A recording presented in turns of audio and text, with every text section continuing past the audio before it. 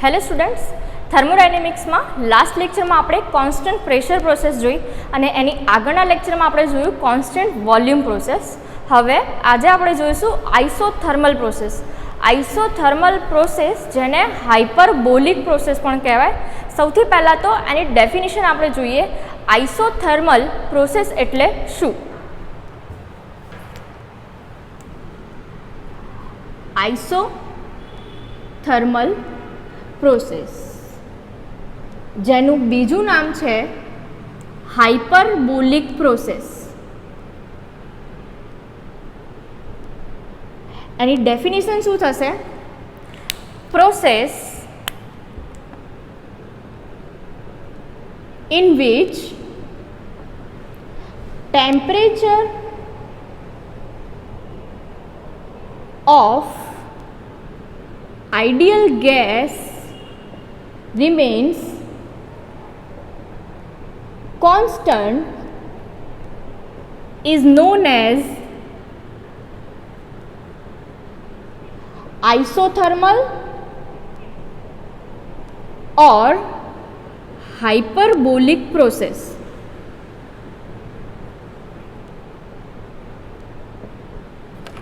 એવી પ્રક્રિયા કે જેમાં આદર્શ વાયુનું તાપમાન અચળ રહેતું હોય એવી જે પ્રક્રિયા છે એને શું કહેવાય છે? આઇસોથર્મલ પ્રોસેસ અથવા તો હાઇપરબોલિક પ્રોસેસ કહેવાય છે. હવે એનો પીવી અને ટીએસ ડાયાગ્રામ આપણે જોઈએ. પીવી અને ટીએસ ડાયાગ્રામ શું થશે? એ પીવી અને ટીએસ ડાયાગ્રામમાં આપણે શું કરીએ છીએ? વાય એક્સિસ પર પ્રેશર બતાવવાનું અને એક્સ એક્સિસ છે એ એક્સ એક્સિસ પર વોલ્યુમ આવશે. Okay, then after TS diagram માટે આપણે શું કરવાનું છે? તો ટીએસ ડાયાગ્રામ માટે વાય એક્સિસ પર ટેમ્પરેચર આવશે અને એક્સ એક્સિસ પર એન્ટ્રોપી આવશે. હવે પીવી ડાયાગ્રામમાં આપણને શું મળશે? એક કર્વ મળશે. જે ગેસ છે એ ગેસની ઇનિશિયલ કન્ડિશન આપણે લઈએ છીએ 1 અને ફાઇનલ કન્ડિશન લઈએ છીએ 2. ઓકે, તો પીવી ડાયાગ્રામ આપણને શું મળશે? એક કર્વ મળશે. 1 કન્ડિશન દરમિયાન પ્રેશર શું છે? P1 છે અને વોલ્યુમ કેવું છે? V1 છે. બરાબર.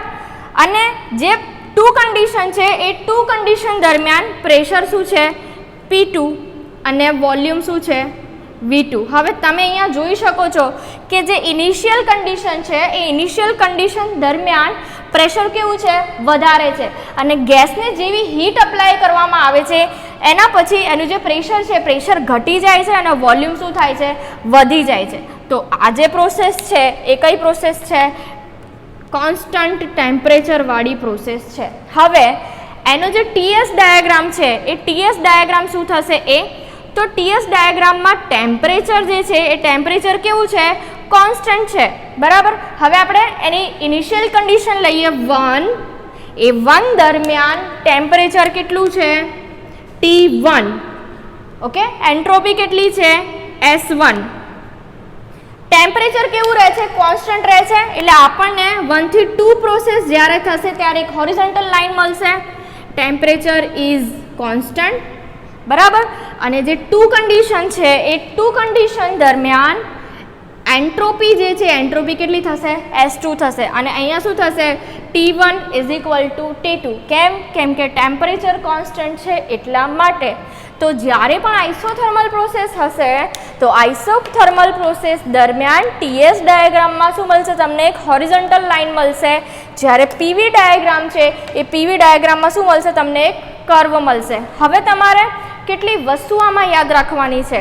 તો આઇસોથર્મલ પ્રોસેસ જે થાય છે એ આઇસોથર્મલ પ્રોસેસ દરમિયાન જેટલી હીટ એનર્જી આઈડિયલ ગેસને આપવામાં આવે છે એટલી જ હીટ એનર્જીનું કમ્પ્લીટલી વર્ક એનર્જીમાં રૂપાંતર થાય છે.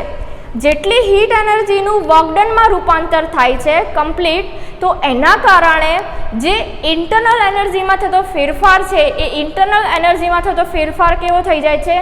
0 થઈ જાય છે. બરાબર. એટલા માટે આ પ્રોસેસ દરમિયાન તમારે યાદ રાખવાનું છે કે આઇસોથર્મલ પ્રોસેસ હોય તો આઇસોથર્મલ પ્રોસેસ દરમિયાન ઇન્ટરનલ એનર્જીમાં થતો ફેરફાર કેવો થાય છે? 0 થાય છે. હવે જેમ પ્રીવિયસ 2 પ્રોસેસ આપણે જોઈ અને એમાં જે રીતે આપણે પીવીટી રિલેશન જોયું, પછી વર્ક ડન જોયું, હીટ ટ્રાન્સફર જોયું અને ચેન્જ ઇન ઇન્ટરનલ એનર્જીની ફોર્મ્યુલા જોઈ, સેમ એવી રીતે આઇસોથર્મલ પ્રોસેસમાં પણ આપણે ડિરાઈવ કરવાની છે. હવે આપણે જોઈએ સૌથી પહેલું PVT relation for isothermal process.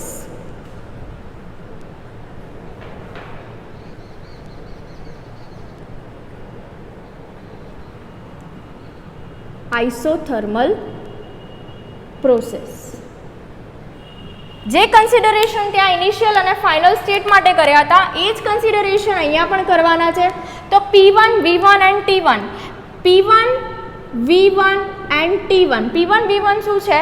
તો આઇડિયલ ગેસના ઇનિશિયલ સ્ટેટ 1 માટે પ્રેશર P1 છે, વોલ્યુમ V1 છે એન્ડ ટેમ્પરેચર T1 છે. Initial condition.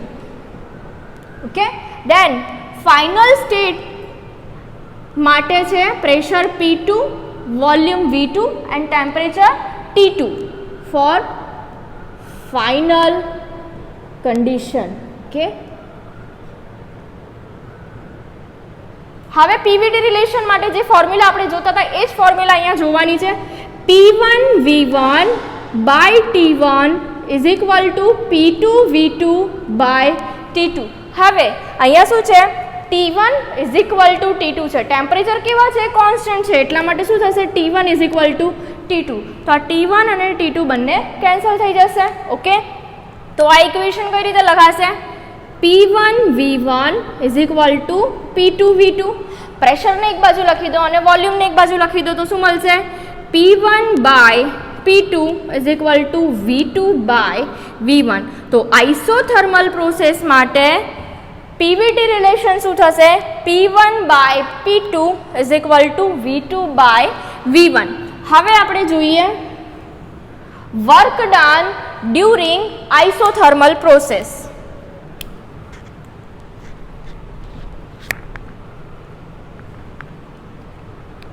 Work done during isothermal process. Work done માટેની જે ફોર્મ્યુલા આપણે આગળ મૂકી હતી એ જ ફોર્મ્યુલા અહીંયા પણ આપણે લેવાની છે. શું છે વર્કડનની formula? W is equal to integration of PdV. W is equal to integration of PdV. હવે અહીંયા જે ગેસ છે એ ગેસ માટેનું ઇનિશિયલ અને ફાઇનલ કન્ડિશન આપણે લીધી છે. શું છે? 1 ઇનિશિયલ કન્ડિશન છે અને 2 જે છે એ ફાઇનલ કન્ડિશન છે. તો અહીંયા લિમિટ મુકાશે 1 થી 2. બરાબર. હવે અહીંયા PdV છે, અહીંયા ના તો કોન્સ્ટન્ટ પ્રેશર પ્રોસેસ છે ના વોલ્યુમ કોન્સ્ટન્ટ છે. ઓકે, પણ ટેમ્પરેચર કોન્સ્ટન્ટ છે. તો આઇસોથર્મલ પ્રોસેસ માટે ફોર આઇસોથર્મલ પ્રોસેસ આપણે લખી શકીએ PV is equal to P1 V1. આ કઈ રીતે આવ્યું? તો અહીંયા જુઓ, આ શું છે? P1 V1 is equal to P2 V2. તો અહીંયા આપણે જેટલા પણ સ્ટેટ લઈએ એટલા સ્ટેટ માટે P અને V ને સરખાવી શકીએ. એટલે P1 V1 is equal to P2 V2 is equal to P3 V3 up to Pn Vn. Total સરખાવવું હોય તો આપણે PV લખી શકીએ. તો અહીંયા આપણે લખી શકીએ PV is equal to P1 V1. Okay, તો અહીંયા શું થશે? PV is equal to P1 V1. હવે અહીંયા પ્રેશરને કરતા કરી દઈએ. કેમ પ્રેશરને કરતા કર્યા? કેમ કે અહીંયા આપણે પ્રેશરની વેલ્યુ મૂકવાની છે એટલા માટે. તો અહીંયા શું થશે? P is equal to P1 V1 by V. આ જે ફોર્મ્યુલા છે, આ જે ઇક્વેશન આપણને મળ્યું એ ઇક્વેશન આપણે આની અંદર મૂકી દઈએ. તો W ઇઝ ઇક્વલ ટુ શું થશે? Integration of 1 to 2 P1 V1 by V dV. હવે જે P1 અને V1 છે એ શું છે? એની કોઈ વેલ્યુ ફિક્સ હશે કેમ કે ઇનિશિયલ સ્ટેટનું પ્રેશર છે અને ઇનિશિયલ સ્ટેટનું વોલ્યુમ છે. એટલે બંનેની કોઈક વેલ્યુ ફિક્સ હશે, મતલબ કે બંને કોન્સ્ટન્ટ છે. એટલા માટે બંનેને બહાર લઈ લેવાના આપણે. તો અહીંયા શું થશે? P1 V1 integration of 1 to 2 1 by V dV. Okay, હવે એક ઇન્ટિગ્રેશન અહીંયા તમારે યાદ રાખવાનું છે. Integration 1 by x dx. હવે 1 બાય x dx નું ઇન્ટિગ્રેશન શું થાય છે? log x બેઝ e તમારે લખવાનો. તો સેમ અહીંયા છે, અહીંયા શું છે? 1 બાય v dv છે. તો આનું ઇન્ટિગ્રેશન શું થશે? log v base e. તો આનું ઇન્ટિગ્રેશન આપણે લખી શકીએ P1 V1 log base e v. Okay, અને આને આપણે 1 to 2 જે લિમિટ છે એ 1 થી 2 લિમિટ આપી દેવાની. હવે લિમિટ આપણે અંદર અપ્લાય કરીએ તો ફોર્મ્યુલા શું બનશે? p1 v1 log v2 minus log v1, upper limit minus lower limit. Okay, હવે જ્યારે પણ લોગમાં વચ્ચે માઇનસ આવતો હોય તો બંનેને આપણે ભાગાકારમાં લખી શકીએ. જો બેઝ સરખો હોય અને વચ્ચે માઇનસ હોય તો આને આપણે ભાગાકારમાં લખી શકીએ. તો આ જે ફોર્મ્યુલા છે આ ફોર્મ્યુલા શું બનશે? w is equal to p1 v1 log v2 by v1. બરાબર. તો આ જે ફોર્મ્યુલા આપણને મળી, આ ફોર્મ્યુલા શેની મળી? આપણને વર્ક ડનની મળી. બરાબર. હવે આગળ આપણે અહીંયા ડિરાઈવ કર્યું v2 બાય આ 2 છે, v2 by v1 is equal to p1 by p2. તો આ ફોર્મ્યુલાની જગ્યાએ આપણે શું લખી શકીએ? w is equal to p1 v1 log p1 by p2 base e. આ વસ્તુ આપણે લખી શકીએ. તો બીજી એક ફોર્મ્યુલા આપણને મળી. બીજું આપણે આગળ ભણી ગયા PV is equal two MRT. જો વન કન્ડિશન આપણે અપ્લાય કરીએ છીએ, pressure P1 V1 is equal two MRT1 આપણે લખી શકીએ. ઓકે, તો આ વેલ્યુ આની અંદર મૂકી દઈએ, આ બંને ઇક્વેશનની અંદર. તો આપણને વર્કડનની ફોર્મ્યુલા શું મળે છે? W is equal two MRT1 log V2 by V1. Okay, V2 by V1 and W is equal to આ ફોર્મ્યુલામાં MRT ની વેલ્યુ મૂકો તો MRT1 log P1 by P2. તો ચાર ફોર્મ્યુલા આપણને મળી વર્ક ડનની ડ્યુરિંગ આઇસોથર્મલ પ્રોસેસ. 1, 2, 3 અને 4. આ ચારે ચાર ફોર્મ્યુલા આપણે કેમ અલગ અલગ ડિરાઈવ કરી છે? કેમ કે જ્યારે એક્ઝામ્પલ આપણે સોલ્વ કરીશું એ દરમિયાન આ અલગ અલગ ફોર્મ્યુલા આપણને મૂકવી પડશે એટલા માટે. હવે આપણે જોઈએ heat transfer during isothermal process. Heat transfer during isothermal process. તો આઇસોથર્મલ પ્રોસેસ માટે હીટ ટ્રાન્સફર ફાઇન્ડ કરવો હોય, હીટ ટ્રાન્સફર ફાઇન્ડ કરવા માટે આપણે શું કરીએ છીએ? First law of thermodynamic apply કરવાનો. તો અહીંયા ફર્સ્ટ લો ઓફ થર્મોડાયનેમિક શું લાગશે? dq is equal to du plus dw.